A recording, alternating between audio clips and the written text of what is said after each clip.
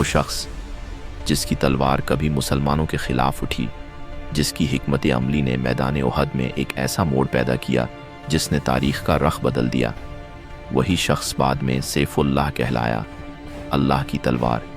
یہ کہانی ہے خالد بن ولید رضی اللہ عنہ کی، ایک ایسے انسان کی جس کی زندگی ہمیں یہ سکھاتی ہے کہ ہدایت جب دل میں اترتی ہے تو ماضی کی سیاہی بھی نور میں بدل جاتی ہے۔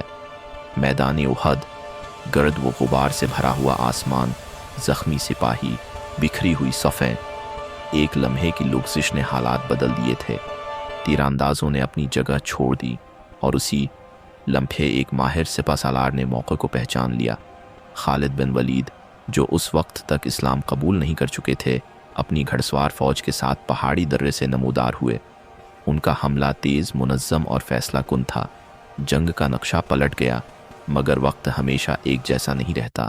سال گزرتے گئے، بدر، احد، خندق اور پھر حدیبیہ کا معاہدہ، وہ معاہدہ جسے بہت سے لوگوں نے بظاہر کمزوری سمجھا، مگر قرآن نے اسے فتح مبین قرار دیا۔ اسلام کمزور نہیں ہو رہا تھا، وہ پھیل رہا تھا۔ خالد دیکھ رہے تھے کہ وہ دین جسے وہ روکنا چاہتے تھے اب مضبوطی سے قائم ہو رہا ہے۔ دل کے کسی کونے میں سوال جنم لینے لگے، کیا یہ واقعی اللہ کا دین ہے؟ کیا یہ سچ ہے جسے میں اب تک جھٹلاتا رہا؟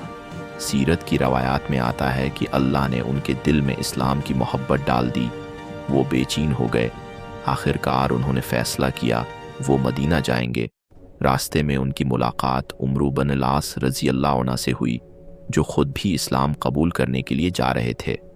دونوں کے دل ایک ہی سمت میں مڑ چکے تھے، مدینہ کی سرزمین، وہ شہر جہاں ایمان کی خوشبو تھی۔ خالد بن ولید رسول اللہ صلی اللہ علیہ وسلم کی خدمت میں حاضر ہوئے۔ انہوں نے کلمہ پڑھا، بیعت کی اور ایک نئی زندگی کا آغاز کیا۔ رسول اللہ صلی اللہ علیہ وسلم نے فرمایا، الحمدللہ الذی ہداک، تمام تعریفیں اللہ کے لیے ہیں جس نے تمہیں ہدایت دی۔ خالد کے دل میں ایک سوال تھا، ماضی کی جنگیں، مسلمانوں کے خلاف اٹھائی گئی تلوار۔ انہوں نے عرض کیا، یا رسول اللہ، جو کچھ مجھ سے پہلے ہو چکا، اس کے بارے میں کیا ہوگا؟ آپ صلی اللہ علیہ وسلم نے فرمایا، الاسلام یجب ما قبلہ، اسلام اپنے سے پہلے کے گناہوں کو مٹا دیتا ہے۔ یہ الفاظ صرف تسلی نہیں تھے، یہ اعلان تھا کہ در توبہ ہمیشہ کھلا ہے۔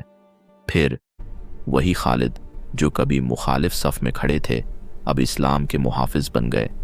جنگ موتا میں جب تینوں سپہ سالاری کے بعد دیگرے شہید ہو گئے، لشکر لمحہ بھر کے لیے ساکت رہ گیا۔ قیادت کس کے ہاتھ میں جائے؟ اس نازک گھڑی میں جھنڈا خالد کے ہاتھ میں آیا۔ مدینہ میں رسول اللہ صلی اللہ علیہ وسلم نے فرمایا، یہاں تک کہ جھنڈا اللہ کی تلواروں میں سے ایک تلوار نے تھام لیا۔ اسی دن سے وہ سیف اللہ کہلائے۔ موتا میں انہوں نے حکمت عملی سے لشکر کو بچایا۔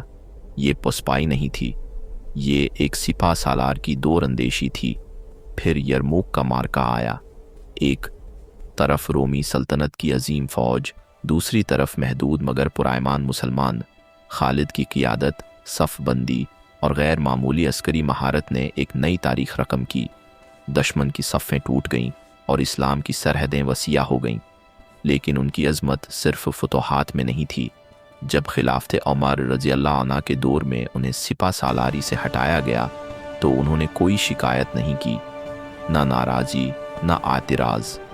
انہوں نے فرمایا، میں اس لیے نہیں لڑتا کہ میں کمانڈر ہوں، بلکہ اس لیے لڑتا ہوں کہ یہ اللہ کا دین ہے۔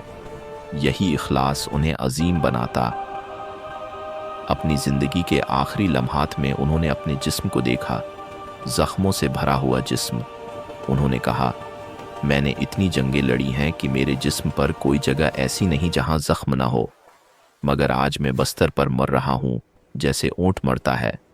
پھر فرمایا، بزدلوں کی آنکھیں ٹھنڈی نہ ہوں۔ یہ الفاظ ایک مجاہد کے تھے، مگر اس سے بڑھ کر ایک مومن کے۔ خالد بن ولید رضی اللہ عنہ کی زندگی ہمیں یہ سکھاتی ہے کہ ہدایت کسی بھی لمحے دل میں اتر سکتی ہے، ماضی چاہے کتنا ہی مخالف کیوں نہ ہو۔ اگر انسان سچ کو قبول کر لے تو وہی یہ ہاتھ جو کبھی مخالفت میں اٹھے تھے، دین کی حفاظت کا ذریعہ بن سکتے ہیں۔ اصل کامیابی عہدے میں نہیں، اخلاص میں ہے۔ اصل فتح میدان میں نہیں، نیت میں ہے۔ اور جب اللہ کسی دل کو ہدایت دے دے تو وہ دل تاریخ بدل دیتا ہے۔